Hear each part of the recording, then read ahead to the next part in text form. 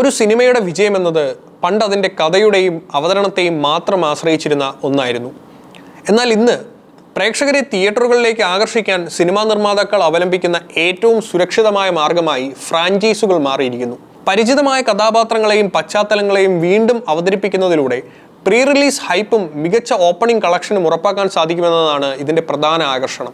Indian സിനിമയിൽ സ്വീക്കലുകൾ പുതിയ കാര്യമല്ലെങ്കിലും ഒരു കഥയെ ബോധപൂർവം ഒന്നിലധികം ഭാഗങ്ങളായി വിഭജിച്ച് അവതരിപ്പിക്കുന്ന രീതിക്ക് വലിയ സ്വീകാര്യത ലഭിച്ചത് SS രാജമൗലിയുടെ ബാഹുബലി ചിത്രങ്ങളിലൂടെയാണ്. കഥയുടെ പകുതിയിൽ പ്രേക്ഷകരെ ആകാംക്ഷയുടെ മുനയിൽ നിർത്തി രണ്ടാം ഭാഗത്തിനായി കാത്തിരിപ്പിക്കുന്ന തന്ത്രം വലിയ സാമ്പത്തിക വിജയമാണ് കൊയ്തത്. ഇതേ തുടർന്ന് തെലുങ്ക്, കന്നഡ, തമിഴ് സിനിമകളിൽ വലിയ ക്യാൻവാസിലുള്ള ഫ്രാഞ്ചൈസികൾ വ്യാപകമായി.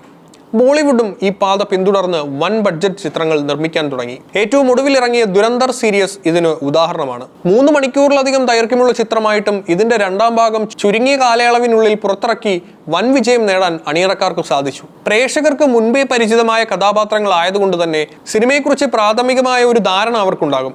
ഇത് പരസ്യപ്രചാരണത്തിനുള്ള ചിലവ് കുറയ്ക്കും. ഒരു ഹിറ്റ് സിനിമയുടെ തുടർച്ച കാണാൻ ആദ്യ ദിനങ്ങളിൽ തന്നെ വലിയൊരു വിഭാഗം ആളുകൾ തിയേറ്ററിലെത്തും. ഇത് നിർമ്മാക്കൾക്ക് വലിയ സാമ്പത്തിക സുരക്ഷിതത്വം നൽകുന്നു. 2.5 മണിക്കൂറിൽ ഒതുക്കാൻ കഴിയാത്ത വലിയ കഥകൾക്ക് ഈ ഫ്രാഞ്ചൈസി രീതി കൂടുതൽ വ്യക്തത നൽകുന്നു. സീക്വലുകൾ എപ്പോഴും വിജയിക്കണമെന്നില്ല എന്നതാണ് യാഥാർത്ഥ്യം. ആദ്യ ഭാഗം നൽകിയ അതേ നിലവാരം രണ്ടാം ഭാഗത്തിൽ നൽകാൻ കഴിഞ്ഞില്ലെങ്കിൽ പ്രേക്ഷകർ അത് നിഷ്കരണം തള്ളിക്കളയും. ദശകങ്ങൾക്ക് മുമ്പ് വിജയിച്ച ചിത്രങ്ങളുടെ രണ്ടാം ഭാഗം എടുക്കുമ്പോൾ പുതുകാലത്തിന്റെ മാറ്റങ്ങൾ ഉൾക്കൊള്ളാൻ കഴിയാതെ പോകുന്നത് തിരിച്ചടിയാവും. തമിഴിലെ ഇന്ത്യൻ 2, മലയാളത്തിലെ CBI 5 എന്നീ ചിത്രങ്ങൾ ഇതിനുദാഹരണമാണ്. ഈ ചിത്രങ്ങൾ വലിയ പ്രതീക്ഷയോടെ എത്തിയെങ്കിലും ബോക്സ് ഓഫീസിൽ നിഴലായി മാറാനേ അവയ്ക്ക് സാധിച്ചുള്ളൂ. ആദ്യ ദിനങ്ങളിലെ തിരക്കിന് ശേഷം സിനിമയുടെ ഭാവി നിശ്ചയിക്കുന്നത് കണ്ടിറങ്ങുന്നവരുടെ അഭിപ്രായമാണ്. നെഗറ്റീവ് അഭിപ്രായങ്ങൾ വന്നാൽ ഒരു സീക്വലിനും രക്ഷപ്പെടാനാകില്ല. മലയാളത്തിൽ ആട് 3 വലിയ വിജയം നേടുമ്പോൾ പ്രേക്ഷകർ ഏറ്റവും കൂടുതൽ ഉറ്റുനോക്കുന്നത് ദൃശ്യം 3യിലേക്കാണ്.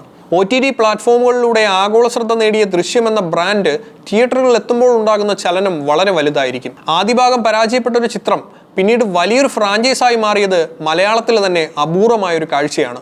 ഇന്ത്യൻ സിനിമയിലെ ഫ്രാഞ്ചൈസി യുഗം ക്രിയേറ്റീവായ ഒരു പരീക്ഷണമോ അതോ വെറുമൊരു ബിസിനസ് തന്ത്രമോ എന്നത് തർക്ക വിഷയമാണ്. നല്ല കഥാപരിസരവും മികച്ച അവതരണവും ഉണ്ടെങ്കിൽ മാത്രമേ ഇത്തരം സിനിമകൾക്ക് ദീർഘകാലം നിലനിൽപ്പുള്ളൂ. പ്രേക്ഷകർ കേവലം ഒരു സിനിമയുടെ പേര് കണ്ടു മാത്രമല്ല അതിൻ്റെ ഗുണനിലവാരം കണ്ടാണ് കൈയടിക്കുന്നത്. സീക്വലുകൾ ഒരു എളുപ്പവഴിയല്ല, മറിച്ച് സംവിധായകന് മുന്നിലെ ഇരട്ട ഉത്തരവാദിത്തമുള്ള കടമ്പയാണെന്ന് വരും വർഷങ്ങളിലെ വിജയപരാജയങ്ങൾ തെളിയിക്കും.